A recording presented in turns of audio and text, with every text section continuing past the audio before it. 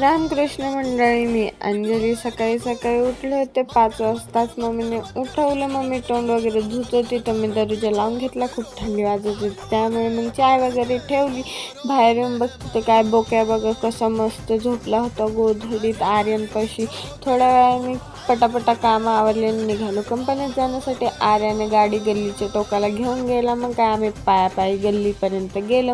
तिथून बसलो स्टॉपपर्यंत आणि मग बसलो बसमध्ये आणि पोहोचलो. कंपनीत पोहोचल्यावर फोन वगैरे जमा केला आणि कंपनीत थोड्या वेळ बाहेर उभं केलं कारण ड्रेस नव्हता घातला म्हणून.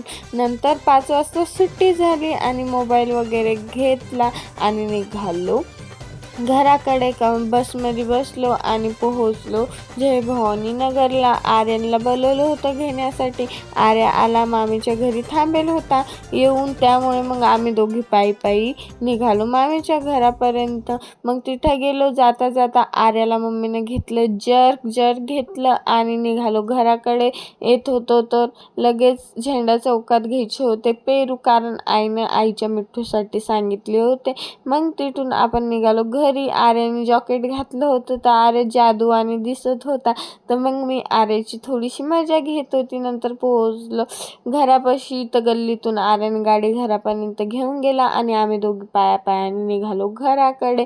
नंतर मामीन ते सगळे घरी पोहोचले. ते सगळी महफिल बसली होती कारण सोमचं काही मॅटर वगैरे झालेलं होतं त्यामुळे सगळेच आलेले होते. थोड्या वेळाने आर्याने मम्मीनी मी TV लावली आणि त्याच्यावर गाणे लावून थोडीशी मस्ती करत होतो तिघेही.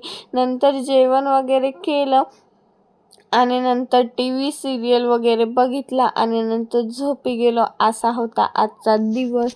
Bye bye, good night.